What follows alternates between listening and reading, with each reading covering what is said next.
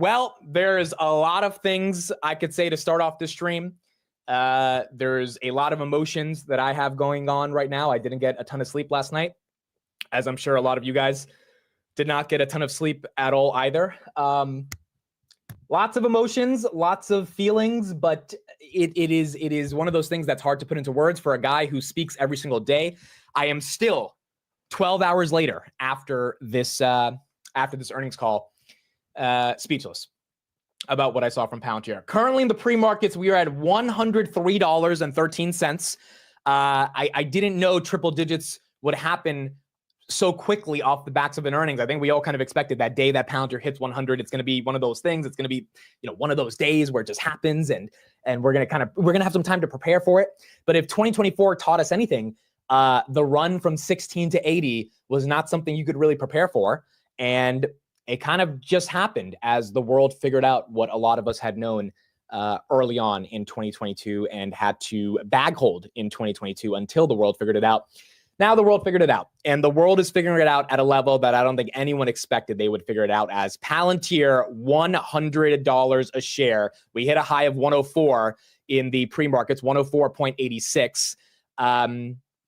It's just incredible. It is just incredible. And still, I struggle to find the words to kind of explain how this is playing out, but it is playing out. As Alex Karp said, it is happening. I want to start off the coverage. We're going to probably spend about 20 minutes on Palantir, going deep into the numbers, my thoughts, my ideas around the future of this stock, the trajectory of this company. I do think, first of all, top line, that we are going to hold 100 today. Maybe I'm wrong. Maybe there's a ton of selling and people come in and they say, you know what, enough is enough. I'm taking my profits. But I think given the jump we saw last night, given the jump we're seeing in the pre-markets, this is going to be something that holds.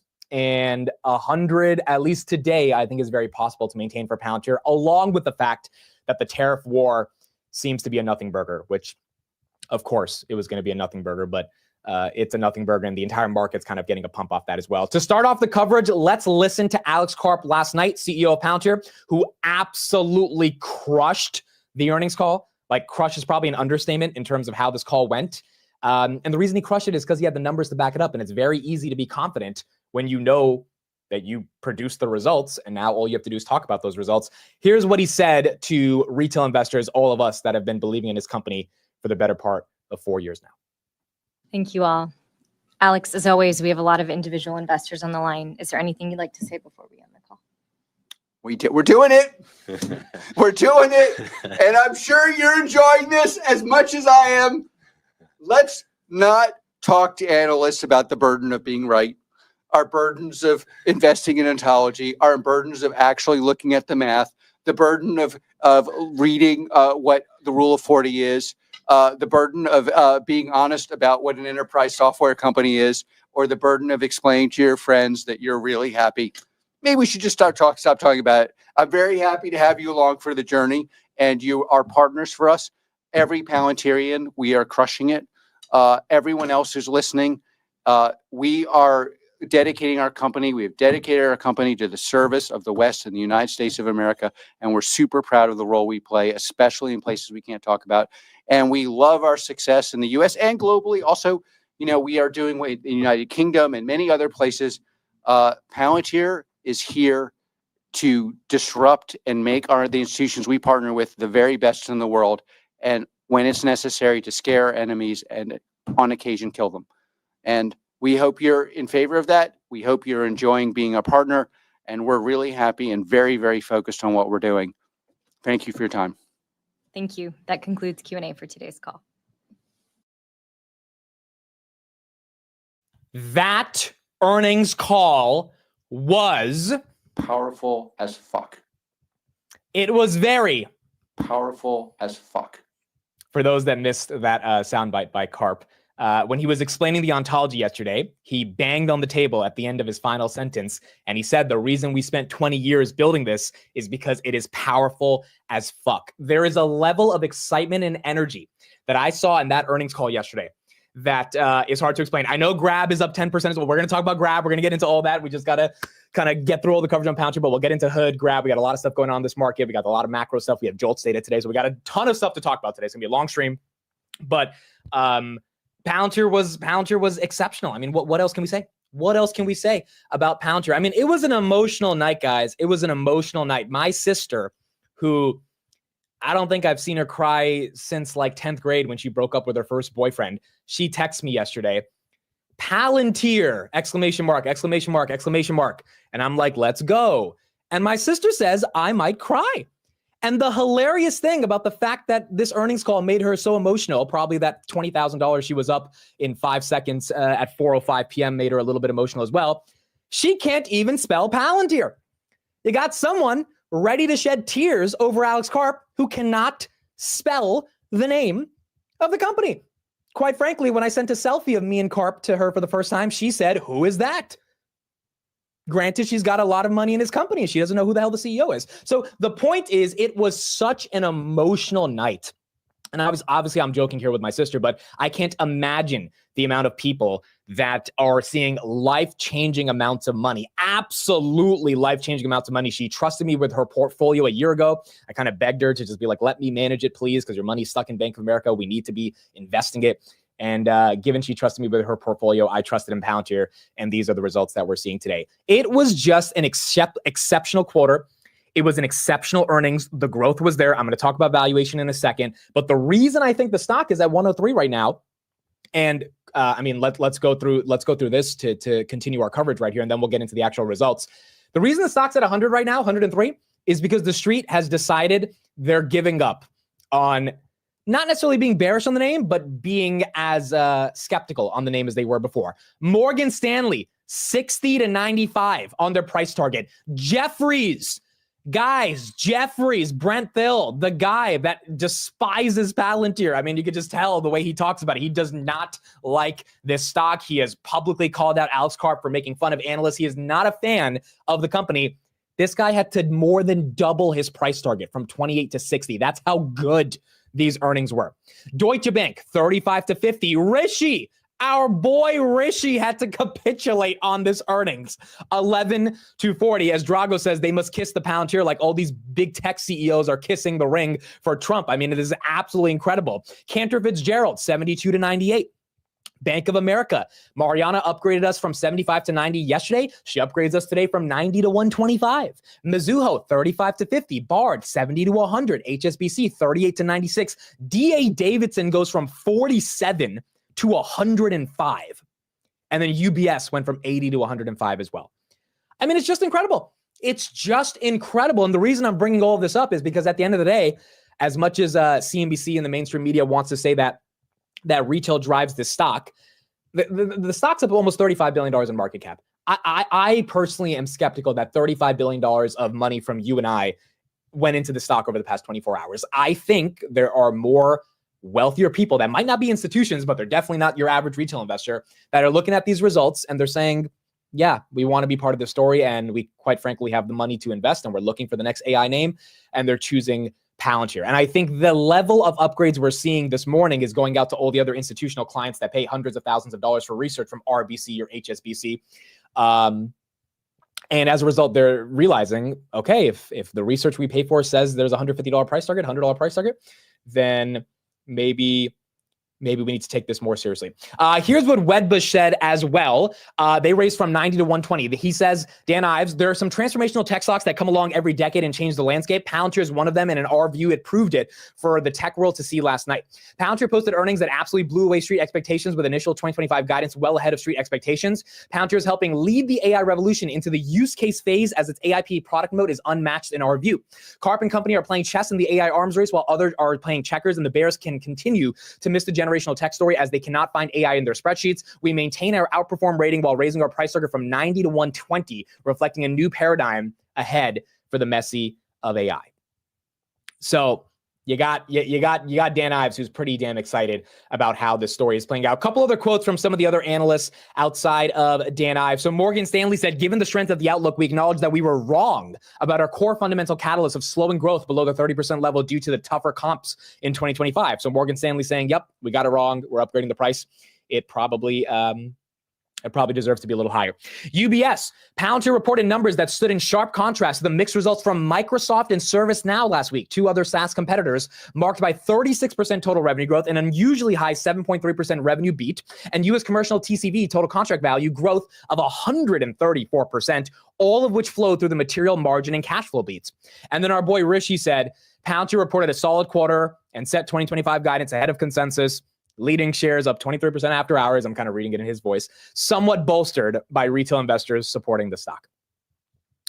There you go. You got Palantir holding triple freaking digits in the pre-market as the street realizes they have to get on board to this story. I mean, it's there's no words. There's no words for a quarter like this. There are no words for a quarter like this, but it is happening. It is happening right now. I will be talking to Steve probably at 10 a.m. He might be able to call in. I got to talk to him this morning. I think he'll be able to call in later today. I'm also going to be talking to Dan Ives at 10:30. He's going to be on a Twitter Spaces, so I'll probably just stream some of the Twitter Spaces onto the show. So we'll get to ask him for about 15, 20 minutes about his thoughts on Palantir. So we should have some coverage coming up from those guys later on in the show. But it's incredible. It's just absolutely freaking incredible. Now, what were the actual numbers? And then I'll get into the valuation, because I know a lot of people probably have some concerns of hey, how is this sustainable? That's definitely a fair question right here. First of all, revenue growth 52% year over year in the United States. Top line revenue growth of 36%. I mean, I was hoping for 30%. We got 36%. They issued full year revenue guidance of 31%, which means Palantir is now growing in the trailing 12 months, or they will be growing in 2025, 31%. I think they're sandbagging. I think they're probably going to get that closer to 35%, if not 40% by the end of the year, which is another reason the street's buying the stock right now, because there's very few software companies that can compound at 30%. There's just very few of them. I mean, CrowdStrike's doing it, but there's not that many others that are out there, especially in the AI sector, that are actually compounding at these levels and are profitable, which is another amazing thing for Palantir. Commercial remaining deal value is $1.79 billion. That's up 99% year over year. They closed a record high deals at 129, 32 deals of at least 10 million, 58 deals of 5 million, and 129 deals of at least 1 million. So in total, you get to about 130 deals. Rule of 40 score was 81%. I mean, it's just, the rule of 40 is called the rule of 40 for a reason, because you're supposed to be at 40. And Karp made a joke about that yesterday, saying maybe the industry needs to up their standards, because we're way past the rule of 40. We are well beyond 40, more than double, at 81%, which is a combination of your growth and your operating margins. And so that's why that rule of 40 matters so much for SaaS companies. They were profitable even with the SARS expense. They didn't miss because the quarter was so good. Why was the quarter so good? Because adjusted operating income margins went from 39% to 45%, which was one of the biggest theories we had going into the call. Hey, what if they are still able to be profitable even with the $130 million SARS hit that they took? Because their margins go up. And when your margins go up, your EPS goes up because your net income goes up. And so as a result, you're able to handle some headwinds, which in this case was a one-time headwind. And Palantir was able to do it because they had that much growth and that much operating leverage when it came to their margins. And then finally, $5.2 billion in cash, no debt. I think they bought back like 1 million shares, something like that. Still having about 900 million they can use to buy back their stock over the coming years. It's just incredible. It's just incredible. And I think it's important to give Palantir their praises, because if you're a tech company in the stock market, it is so hard to grow. It is so hard to win. I mean, we've seen this time and time again. Tech companies, they rise up, they fail, they can't sustain the growth. I mean, time and time again, to just get your stock to get to the next level, to get investors, customers, employees to join the mission and believe enough to invest their hard-earned dollars into your company. It's not an easy thing to do. And uniquely in America, there is massive opportunity to do this, which is why we've created so many tech companies. But it's still really hard. It's also really hard doing it after 20 years of building a company that couldn't really make money. And now it's in the prime of its era. It's happening. And I think all of us, whether you're a Palantir shareholder or not, and I saw, I actually saw a lot of universal praise last night on Twitter from people who aren't even shareholders or who have been bearish to name for the past couple of months. Even they acknowledge, look, we still don't agree with the valuation, but we got to give it up to them. We've got to give it up to them because it is very hard to do this, and Palantir is doing it. And it's just an American success story that deserves to get all the praise in the world. Okay, so last thing I'll talk about, and then we'll get into Grab. Like a lot of you guys are asking about Grab, and we'll talk about macro. We got Jolt State at 10 a.m. We got a lot of stuff to get to. Ricardo, thank you for the 10 gifted memberships. Appreciate you. Thank you for being here right now. Victor Lee, thank you for the $50 super chat. Means the world. Thank you for being here as well and being part of the show. Valuation. And we'll talk more about Palantir throughout the show, but let's finish up with valuation. Then I'm sure there's plenty of other stuff we'll get into as we get through the show and we talk to other analysts and see what they have to say about the company. Look, the valuation doesn't make any sense. Okay, it doesn't make any sense. Palantir, when the market opens, is going to be worth about $230 billion, doing $3.5 billion of revenue. There's no way I can justify it. I'm not going to try to sound like an idiot justifying it from the numbers because I can't. However, it's really funny because over the past basically, I'd say 5 months since August, since September, when Palantir really started making his run, S&P inclusion, the argument has always been the numbers don't make sense qualitatively. Since $40, you could say the multiples were stretched, PEs were stretched, price of sales was stretched, etc. And that's where I started taking an angle on this show in particular every day. And if you've been here, you've kind of been hearing the same argument that there are other qualitative justifications that the stock is trading on. And that's not good nor bad. It just is what it is. And you either accept it or you don't. And the people that accepted it and bought, they've done very well. The people that didn't accept it, they probably may be reevaluating how they think of valuating companies, or in this case, valuating a unicorn that comes around once in a lifetime, because it's just never going to trade at the multiple that you want it to trade at. As a result, does it make sense for Palantir to add $40 billion in market cap in the past 24 hours? Probably not from a quantitative perspective, even though the growth was phenomenal. However, as Matthew says right here, there is no alternative. And at some point in life, if there's no alternative, it's a winner-take-all market, as Karp said a couple of years ago when he said we're literally trying to take the whole market when it comes to AI. I mean, do you guys remember that quote, right? When Karp said, they were like, what's your pricing strategy? Karp was like, we don't have one. We're going to take the whole market. I mean, they're executing on that. They are executing on that. They are absolutely getting to the point where one could argue, if they're not taking the whole market yet, which obviously they've got to get a lot more growth to be able to get there, the perception is they will take the whole market. And what is that worth? Well, that's probably worth a lot more than what it's worth today. And it's definitely worth a lot more than what it was worth last night before they guided for 30% growth, which if they're sandbagging and they get to 40% growth, this story gets even more exciting towards the end of the year. So I think the perception of growth that is baked into the stock is what's keeping it elevated. And that is not a bad thing. That does mean it could be volatile, as you know, companies have always been volatile based on trading on perceptions and qualitative metrics over just quantitative measures. However, when you've got a dedicated shareholder base that at this point, I mean, like, why do you sell, right? Like realistically, after you hear those results, unless you think it's the most overvalued company in the world, or you got to pay off some bills, which is totally fine. Those are reasons to take profits. But if you're long the name and you're willing to handle downturns if they end up coming or not, why do you sell? There's nothing you hear on that call yesterday that tells you, oh man, I need to get out of Palantir. They're not executing. Right? So if there's no reason to sell, and there's a broader argument for why people are simply excited about the nature of how this stock is gaining momentum, and more people are getting excited about it, there's a world where it can continue to trade at pretty aggressive levels, and that aggressive premium doesn't have to go away. So look, I can't justify the valuation. I'm not going to justify the valuation. I don't think any bull, I've talked to a lot of them since last night, can justify trading at almost $250 billion. I mean, we are trading at 70% of Salesforce's valuation, doing 13% of the revenue. Value, like Salesforce is $40 billion in revenue, and they're worth $350 billion. We're worth almost $250 billion, and we do less than $4 billion in revenue, right? Like, it doesn't make sense via the numbers, but when has the stock ever made that much sense on the numbers until it was, besides being below 30? And even below 30, people could have argued that it didn't make sense on the numbers. So from that perspective, I think it's a unicorn. I think the street is realizing their technology is differentiated. I think they're looking at OpenAI at $350 billion, and they're saying this is a commodity. Why does it matter? We should be looking at something that actually is the real thing. I think they're also looking at the potential of AI to be worth trillions in the future. And if Palantir has a pseudo monopoly on that, even if they get 30% of the market, not 100% of the market, that's probably worth trillions in the future. And if the street's thinking that, and they want to reserve their spot early in line, and they're thinking that for the next 4 years, we are in a bull market because of Don E.T., it's hard to be super, super bearish on the name. That doesn't mean it won't be volatile, but it does mean there's explanations to justify this valuation outside of the numbers. And quite frankly, it's been the same story for the past couple months, and that story continues simply as Palantir has now put up even better growth. So there you go. That's what you got. Congrats to everybody. Congrats. It is a hell of a journey. It's been absolutely incredible. We'll talk more about Palantir throughout the day, but $103, up 23%. I mean, let's see at 9:30, can it hold? Does it get sold off? Are there a bunch of sell orders just waiting to get executed? Or are people getting into the name and it goes higher? My gut feeling is that we hold 100 today.